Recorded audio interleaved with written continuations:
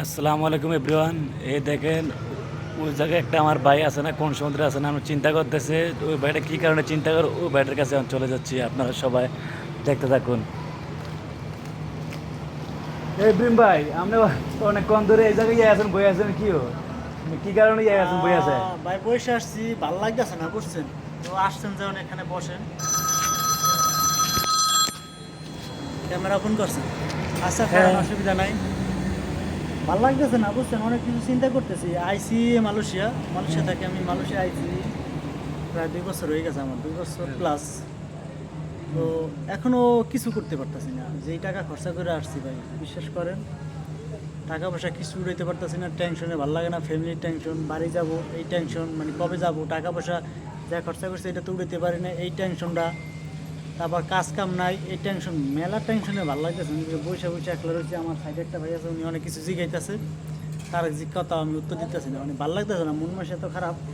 আজকে 4 দিন ফ্যাক্টরি বন্ধ, 4 দিন আমার রুমে ঘুমাইতেছি, পকেটে টাকা নাই, কোনো জায়গায় যাইতে পারতেছি না, কী করবো। মাস শেষে বেতন পাই 1500 টাকা বেসিক, মাস শেষে বেতন হয় হয়তো বা 1800 টাকা 1900 টাকা, ওটি নাই কিছু নাই, এটা খাইলো ওই খরচা বাজে তালে। এখন এই জন্য টেনশনে পড়ে গেছি, কী করবো। অনেকে তো দেশের মনে করতেছে যে যারা আছে দেশে যারা আছে এরা মনে করতেছে যে না, এটা বিদেশ গেছে অনেক টাকা কামাইতেছে, লক্ষ লক্ষ টাকা কামাইতেছে।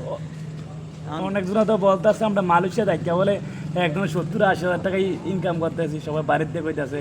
অনকা আছে না, মানে আপনি যেন আইসেন, আপনি তো আইসেন 2 বছর হচ্ছে, আমরা না আইসি আমরা 7 বছর মনে হচ্ছে। করেন যে অনকা অনকা আপনি প্রতি মাসে ইনকাম করেন কয় টাকা, সেটা করেন দর্শক করে বলেন।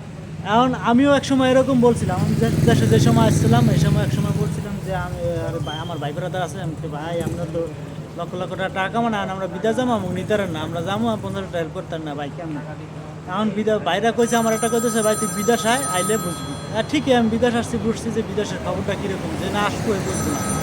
কারণ বিদেশ আসছি, এখানে কয় টাকা ইনকাম করতেছি, কীরকম পরিমাণ পরিশ্রম করতেছি এটা আমরা জানি। 70,000 টাকা 80,000 টাকা 1 লাখ টাকা বেতন, এটা হলো ভুল।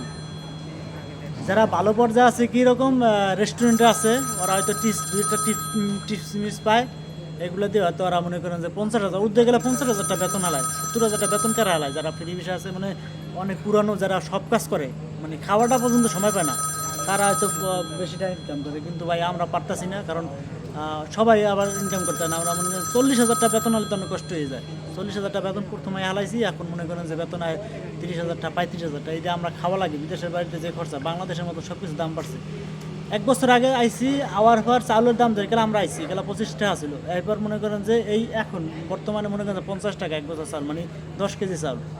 এক মাসে একটা লোকের চাউল যায় মনে করেন যে আপনার 20 থেকে 30 কেজি চাউল যায়, হিসাব করেন মানে 50 টাকা করে বস্তা। এবার বাজার যারা আছে তা কীভাবে চলে মানুষ। কারণ অনেকে মনে করেন যে অনেক টাকার মালিক হয়ে গেছে, অনেক টাকার মালিক হয়ে গেছে, এখন আমার খোঁজ খবর নেয় না, আমার টাকা চাইলে টাকা পয়সা দেয় না, এটা হ্যাঁ ভুল ধারণা। কিন্তু যে প্রবাসে আসছে হে বোঝে, ঠিক আছে। একবার আমি, আমার কথা হলে একবার প্রবাসে আইসা দেখুক, যে প্রবাসের মানে কষ্টটা আগে বুঝুক যে কীরকম, তারপর একজন একটা কথা বলা।